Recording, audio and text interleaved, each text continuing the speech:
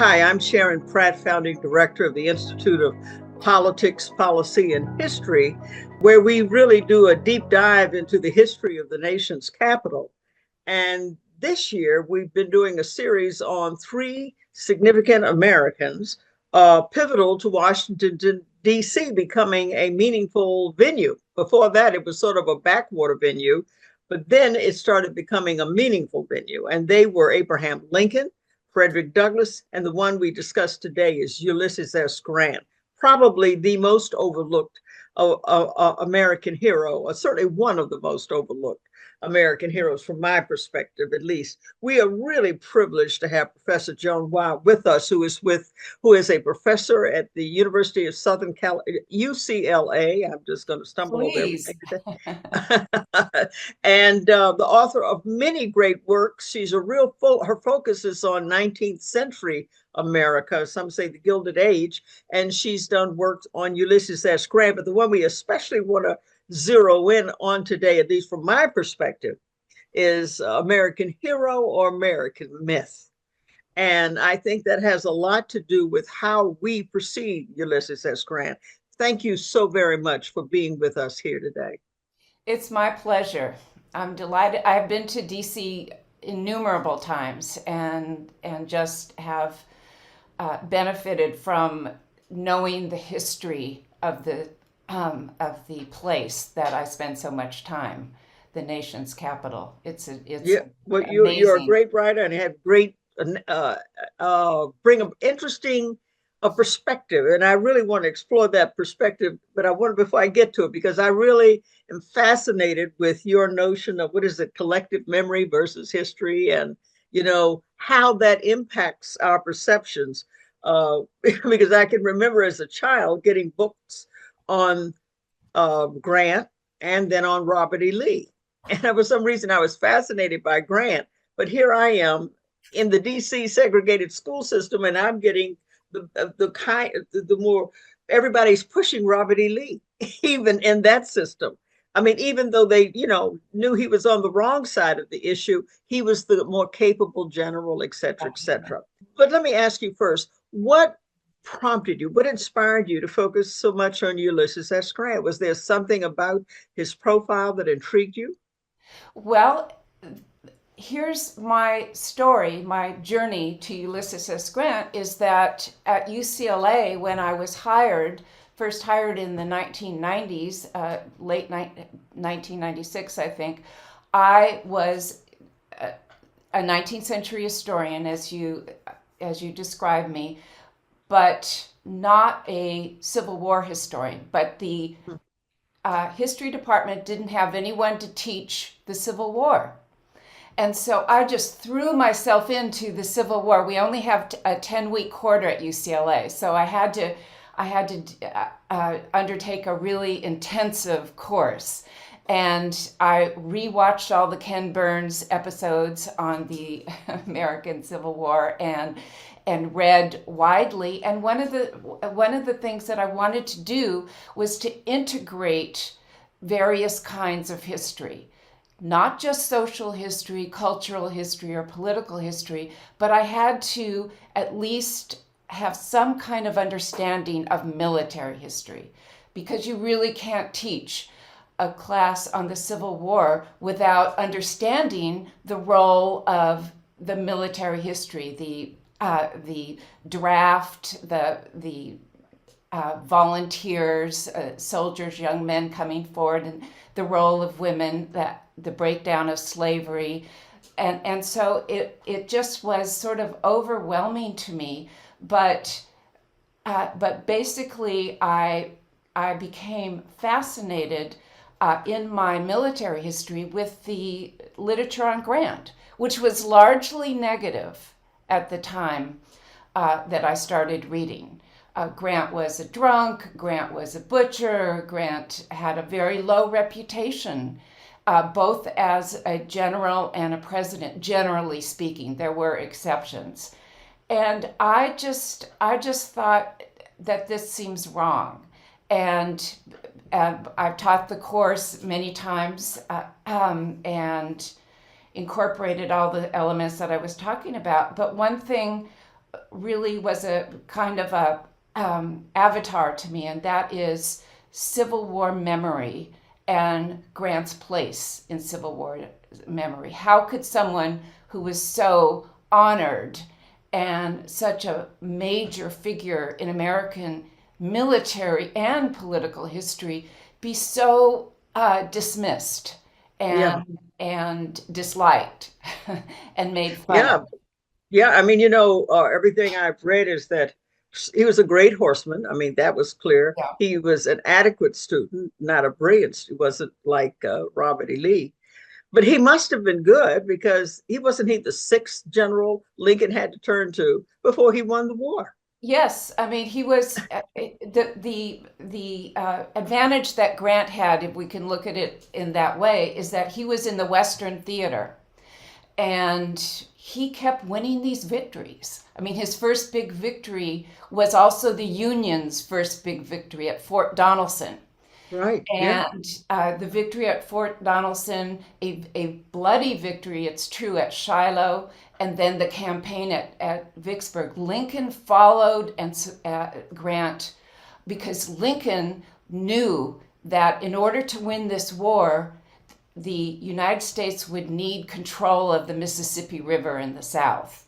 And he couldn't find the generals who were courageous enough and I think just really, really eager to take on battles. He was stuck with George McClellan in the Eastern Theater, the Yeah. most famous Later, army, the Army of the Potomac. No one knew the Army of the Tennessee until Grant started winning these big victories. he And was tenacious. I he mean, was that's in tenacious. his life. That's the thing that stands out. He was a tenacious man.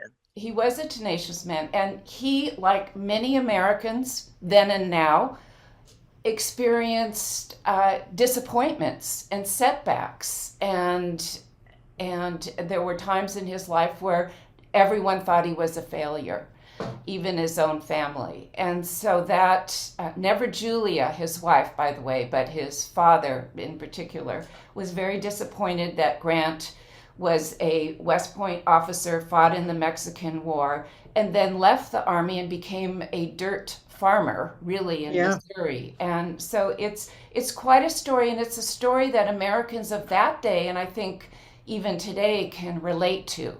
That Yeah. someone really picks themselves up and becomes a success against all odds. Yeah. And of course, uh, again, beyond being tenacious, from what I gather, he was the first general to fight a real theater. I mean, a modern type war. He was providing the leadership, the strategy for several battles all at once. He wasn't just winning one Yes. battle. Eventually, he was initially because he was the Western theater, but ultimately he was managing several battles at once. He was, and he showed that determination in his Western theater campaigns, where just because you don't succeed at first, you try again. You never give up.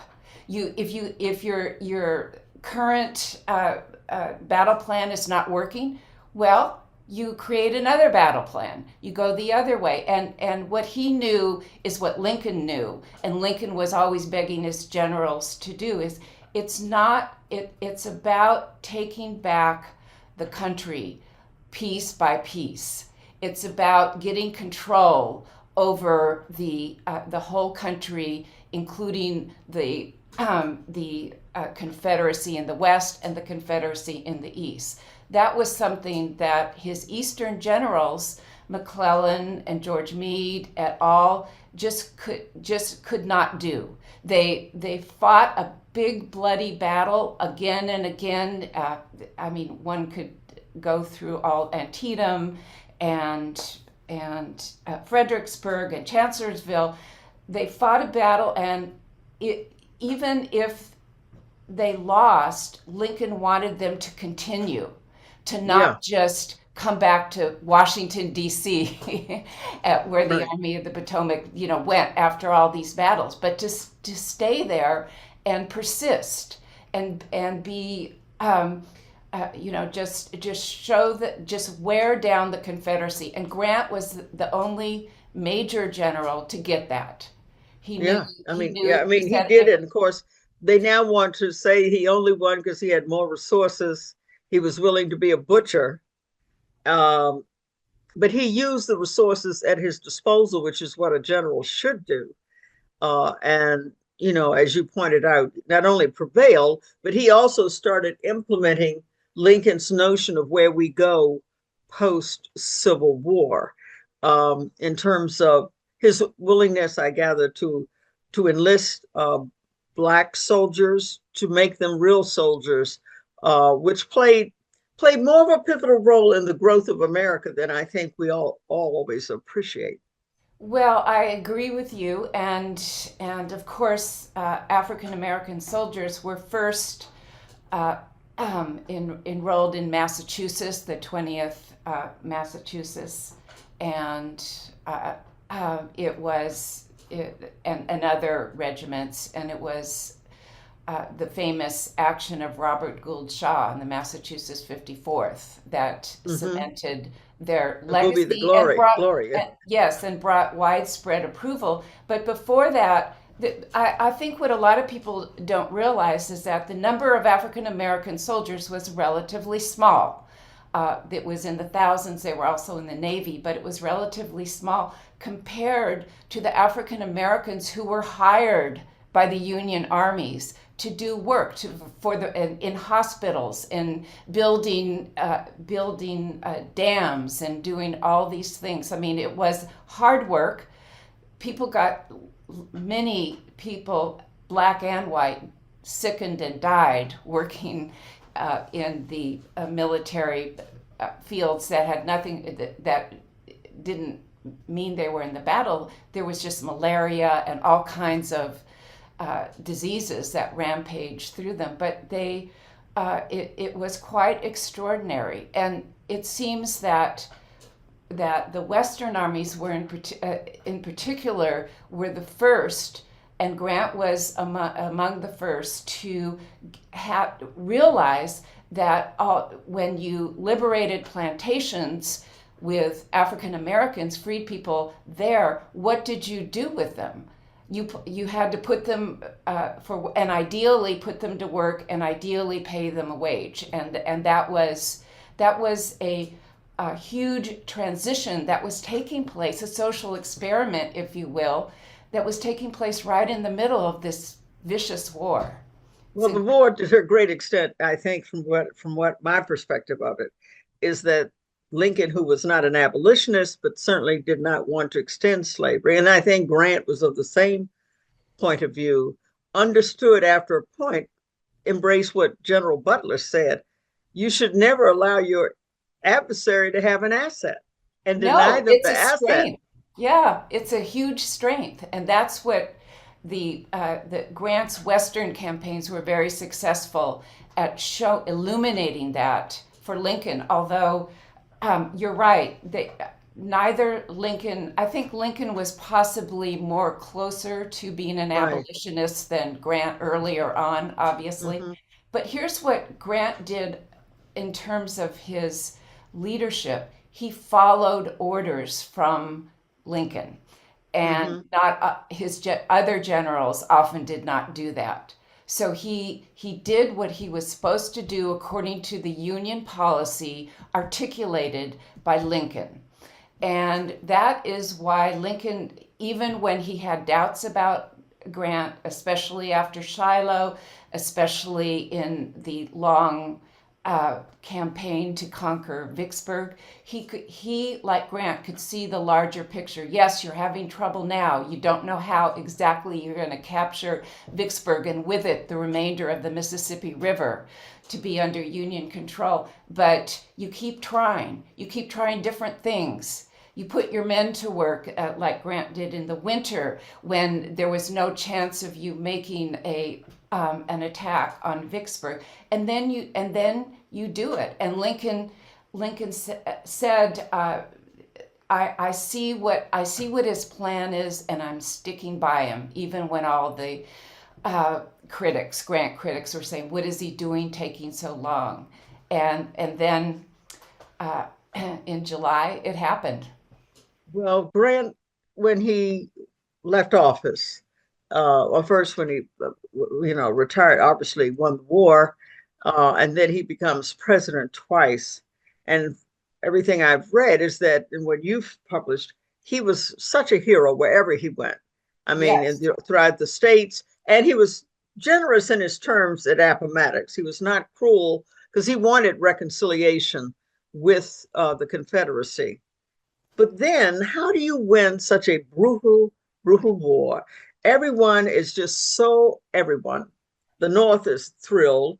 The South is not as angry as they could be. And yet, here we are, probably even in the 21st century, still dealing at some level with the residuals of this lost cause, the romance of the Confederacy. Um, what is it in our DNA that makes us embrace that, you know? You're gonna. Are you putting me in the position of insulting millions of people?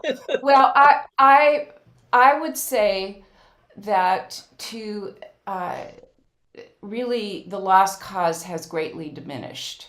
And maybe there, and of course there are diehards out there, but I think that in the post-war period, the rise of the lost cause, you can say the ideology, the memory was out of the Southern whites had commemorated their sacrifice. And it just, I think where it really took firm root is in the early 20th century, which is after Grant passed, of course. And he died in 1885. So the that came out of reconciliation. And so you had these competing. You wanted reconciliation. That's what Appomattox is a symbol of, right? Robert E. Lee meeting U.S. Grant at Appomattox Courthouse and having a peaceful transition. We know it was not peaceful. We know there was a lot of bloody conflict, but it wasn't war. And what happened was that the Confederates, once the Union was back together, the Confederates wanted to commemorate their sacrifice. And because they reunited, that was, it may seem odd to us, it may seem outrageous, but they were allowed to commemorate their sacrifice.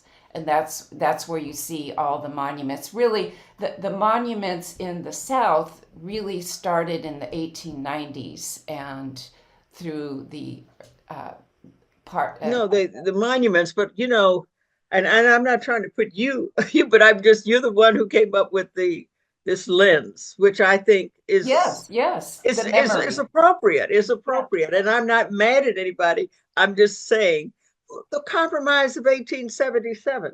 It couldn't have happened if the North wasn't as eager to get out of this situation. If it hadn't been for Grant, there would have been no Reconstruction of any kind, I think. No, and he really became unpopular. It has to be said though, he won 2 elections as president uh, by large majorities, especially in his second term. But the thing is that what are you going to do? And that's where we get to what what were the northern people, the people in the northern states where there was less than 1% of African Americans, what were their concerns? What was their framework for understanding a post-war? And if we look at the evolution of from Lincoln to Andrew Johnson, we don't want to think about Andrew Johnson, I know, but and then Ulysses S. Grant, we have to think about the white voters of the North. How did they vote? They were initially in favor of a harsh Reconstruction, but as the 1870s went on, they withdrew their support. How do we know this? Because in 1874, at the height of some southern states' violence against black people, freed black people, and black men who wanted to vote, the the Democrats won the midterm elections Yeah. overwhelmingly, and so Grant was hampered in putting the kinds of programs that he wanted in to secure the black vote, to secure the South for the Republican Party. I mean, the problem is you had I would say, and it, it hurts me to say this, but overwhelmingly, the Northern population wanted reconciliation as Reconstruction went on. They just didn't care that much.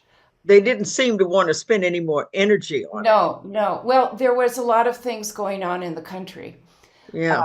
But the development of the West, the Native American uprisings, that kind of thing.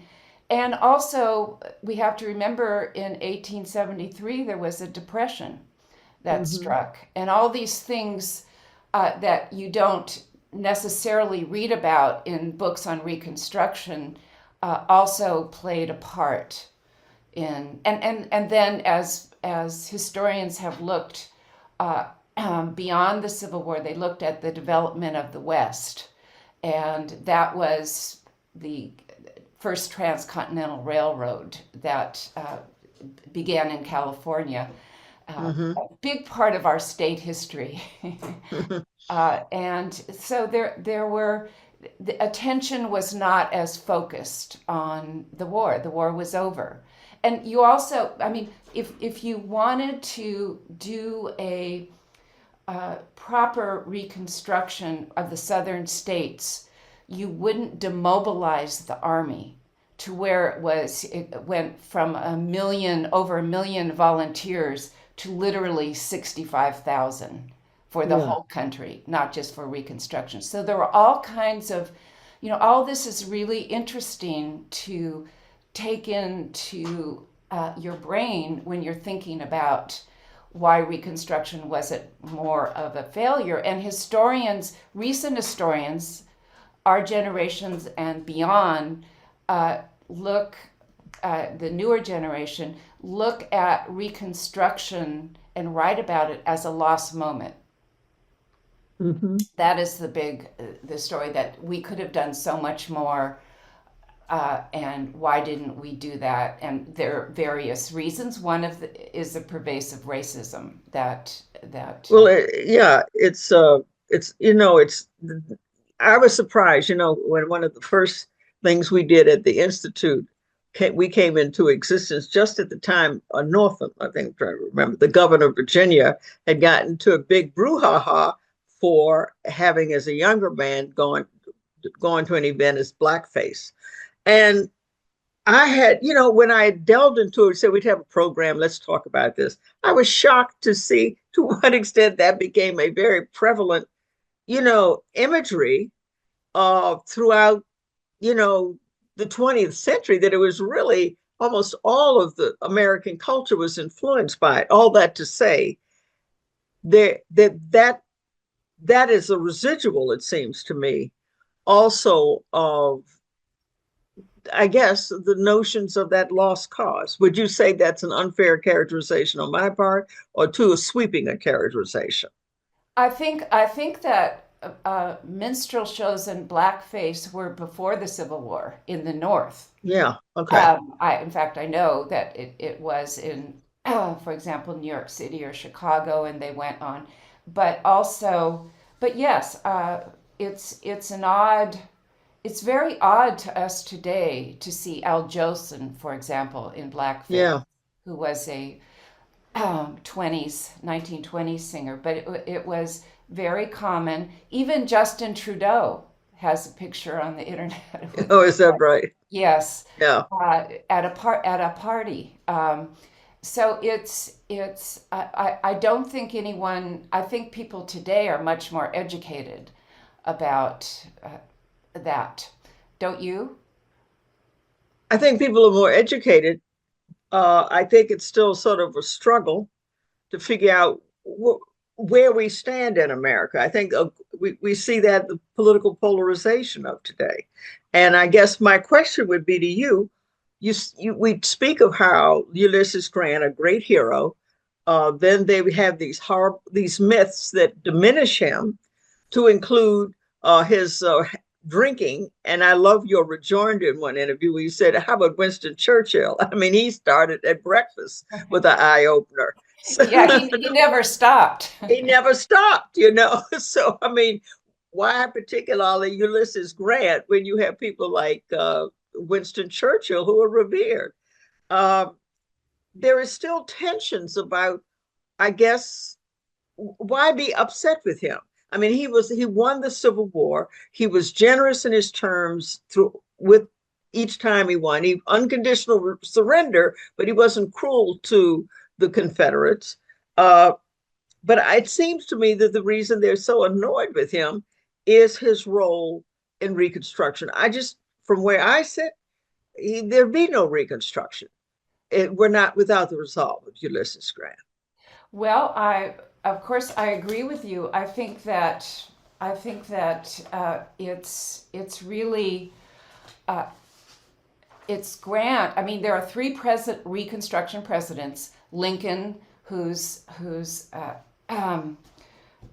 program we'll never know how that would have turned out because he Yeah. was assassinated, but he did issue the Emancipation Proclamation. He supported the 13th Amendment strongly, and he was going to propose, or at that time, at the time that he was assassinated, the 14th Amendment was already being passed around, drafts of it.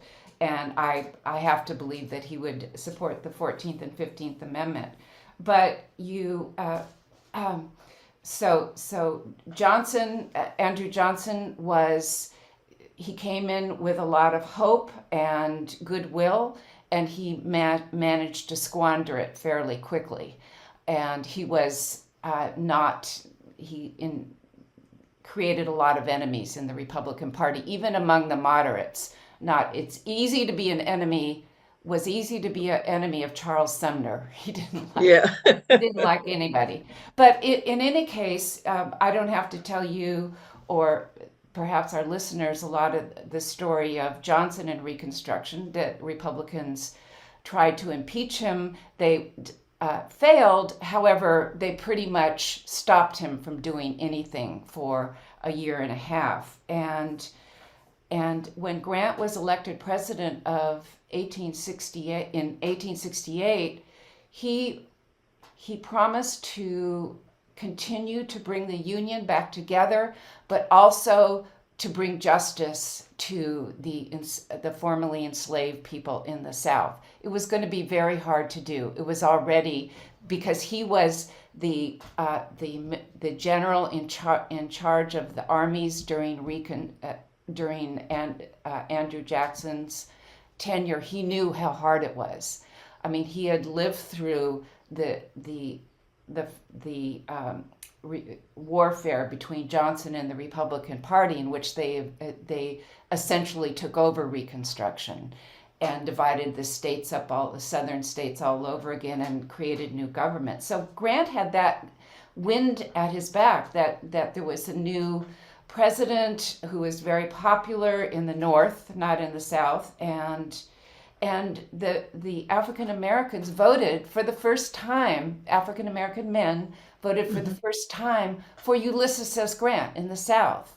I mean, it was just a tremendous achievement when you think of just that year in 1869. And then he signed off on the 15th Amendment, which provided the vote for African American men. And he was determined to create a South where black and white could live together in harmony, and blacks would be guaranteed political rights and opportunities to improve their lives like white people. But of course, the South was kind of a mess, as you know, and it was much harder than he expected it to be. Grant, I mean, his first 4 years had a lot of, again, he signed off on the 15th Amendment. In 1872, he broke the spine of the white terrorist groups, principally what we would know today, the KKK, Ku Klux Klan, who were committing violence against African American office holders and African Americans who just dared to declare their rights as citizens. And he also created the Department of Justice and brought suits against white terrorists. These enforcement acts, I would say, in his first term, were pretty successful. But then what happened is that the majority of white voters in the North got tired of sending troops down to the South. They got tired of sending money, this endless amount of money to support Republican governments in the South, in Louisiana and Alabama, and South and North Carolina, that were really in office because of black votes and the increasing numbers of white men were being allowed to vote again. This was another thing that Grant and the Republicans did. They thought, well, all the questions are over. They can be eligible to vote after a certain time. Groups of white men in the South. So it became very very controversial, and it really just battled what was the meaning of the war. And for Grant, as president, was interested in making it meaningful for black and white, and that just was becoming increasingly difficult. And when you lose the midterm elections and Congress is majority Democrat, then your programs are done. It's a tough question. I mean, as you were talking about Andrew Johnson, you think of it, as what is it, Mark Twain says, history doesn't repeat it rhymes. It was a political decision to put him on the ticket because Lincoln was concerned about getting reelected. And so Johnson was one of the few from Tennessee, right? Yes. Who had stayed with the Union. He And stayed with so the Union, and he as governor, he signed off on emancipating the enslaved right. people in So Tennessee. but he was not, but he was a good old boy who did stay with the Union. By that, I mean, Jack Kennedy also picked a Johnson for the same kind of reason that he needed a Southerner on his ticket in 1960. The difference is that Lyndon Johnson was a very astute politician who knew when he took on the task of housing and above all 65 Voting Rights Act, which is the effort to enforce the 15th Amendment. And the Exactly. 19th Amendment, finally, that 15th and later the 19th Amendments, he knew that this was it. He knew that be the last election Democrats would win in the South.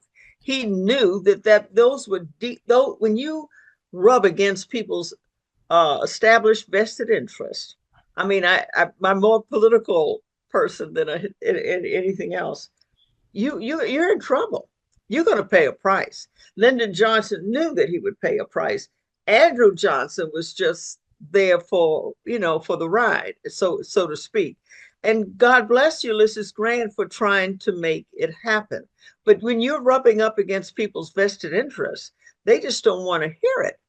And No. I guess, so I'd ask you, if in 2024, how will the world see Ulysses Grant now? Will they embrace him as a hero?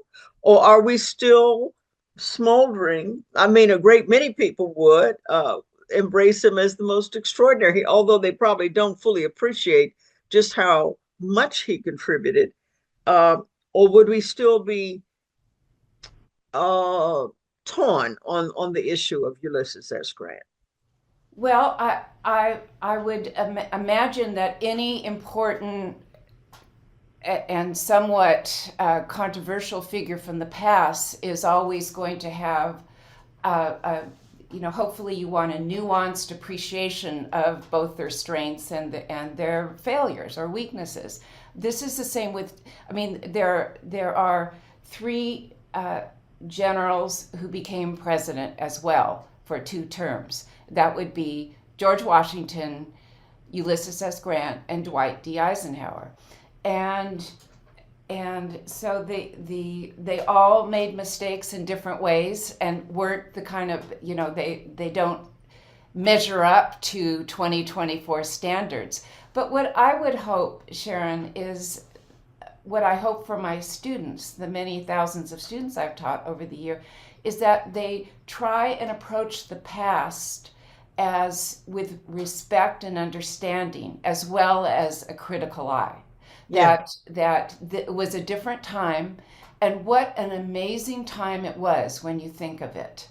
The 19th century, the 18th century, 19th century, and of course the century we live that is relatively new to us, the 21st. I mean, it's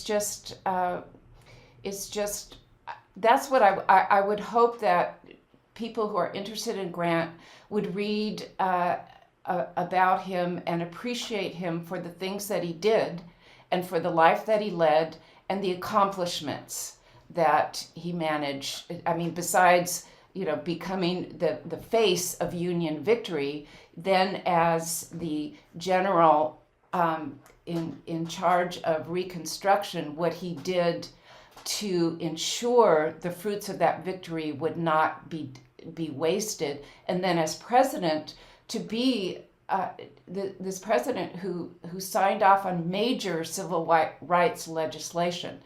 And Yeah. it is kind of incredible. I mean, Theodore Roosevelt was a robust Republican, but he never did anything much for African Americans. He did in Washington, D.C., but he had a very kind of sketchy support of civil rights. But you're right to bring Lyndon Johnson up. I mean, it took a Texan, it took a Southerner to completely, who is this genius at getting Congress to do his bidding, to pass the major civil rights legislation that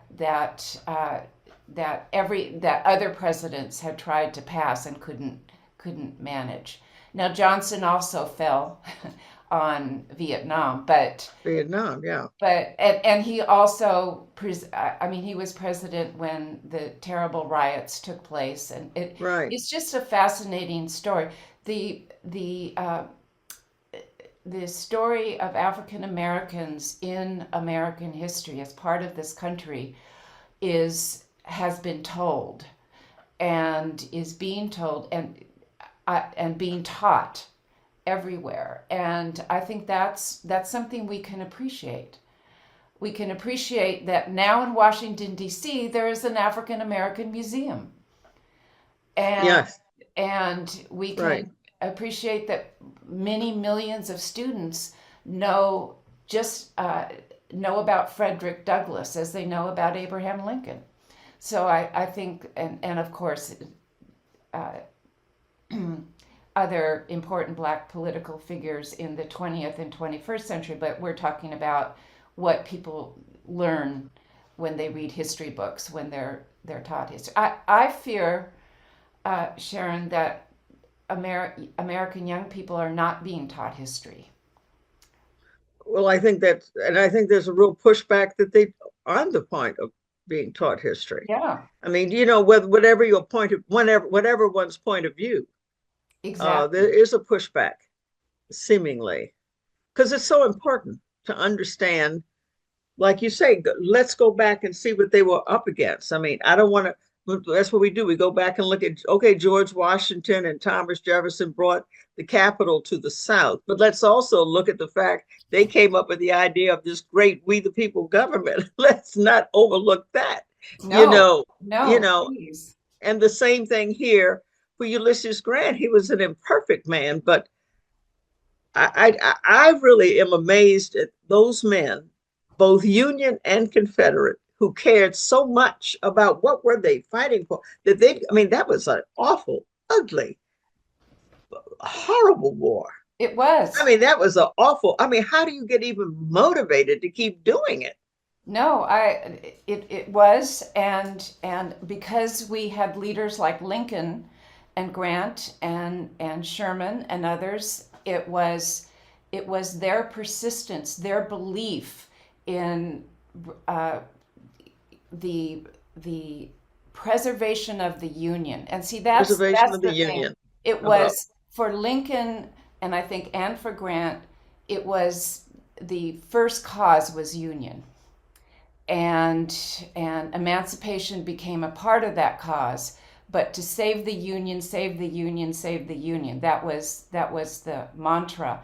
And so reconciliation, it was bound to be uneasy, right? That's putting it mildly, reconciliation with the South. But the idea was that victory was secured and should be secured on Northern terms. And part of that, the problem is that Lincoln would have faced. We don't know what Abraham Lincoln would have done, do we? We don't know if he would be as highly regarded today by as I he doubt it. is without Yeah.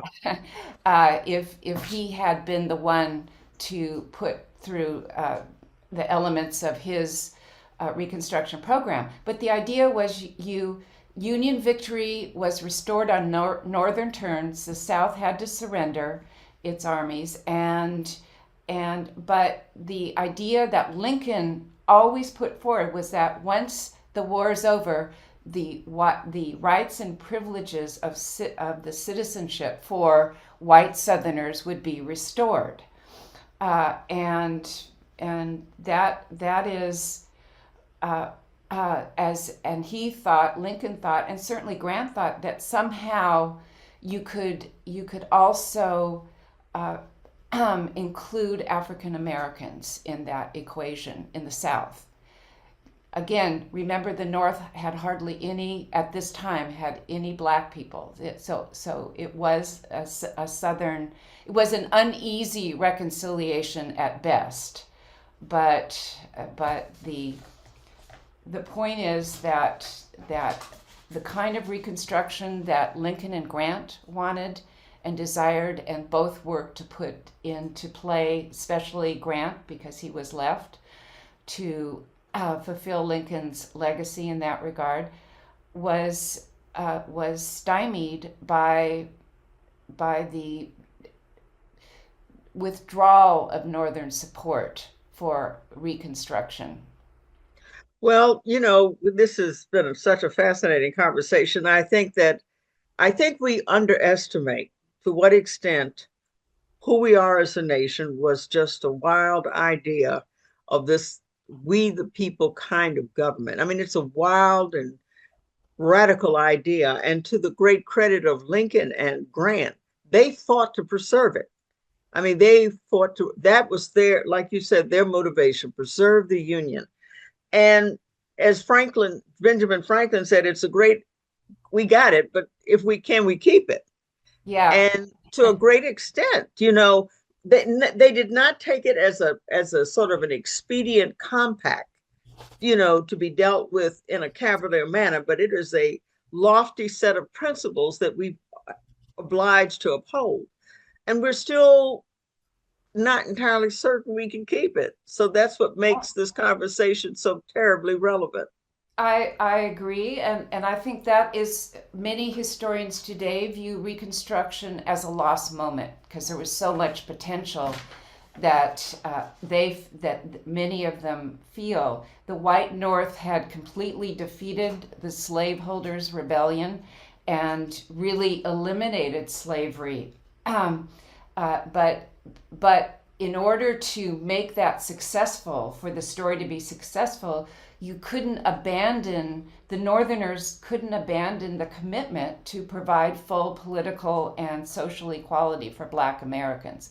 And not even, I mean, social equality, yes, it would be a long time before there would be Black people could ride on streetcars with white people, but I'm talking about full political and social equality for Black people was not going to happen in this period of time. We know that now. We can see it and Well, it understand was it. a stretch for a country that had practiced. I mean, I think we forget that was 247 years, That's right. 247 years of a very brutal form of slavery that was the inspiration and template for the Gestapo. I mean, really, that's what it was. And so, you know, it was, but it was the bold vision and good and courageous vision, really, of Lincoln and Grant that moved us through that storm. I Even though it wasn't a safer harbor as we might have liked. I agree. Grant's campaign slogan in 1868 was "Let us have peace," and he Mm-hmm. famously said that and tried to make it a reality. But unfortunately, there would be no racial peace for a long time. It's still it's still extraordinary, though, that the um, that emancipation was put through in 1863 and enslaved people, Black people, were liberated, but their full rights as citizenship, as we know, awaited another revolution. Yeah. Well, this has been a fascinating and I think a very timely conversation. And, I am very grateful. I know all of us at IPPH and our audience are very grateful for your wonderful scholarship and sharing your insights and reflections here regarding Ulysses S. Grant and I say the hero. And I rebut the notion of myth. Well, I thank you for this opportunity. It's really been a stimulating discussion, and I've enjoyed it very much. Well, good. That is the ultimate compliment. And I look forward to a conversation in the future. I hope so. All right. Take good care.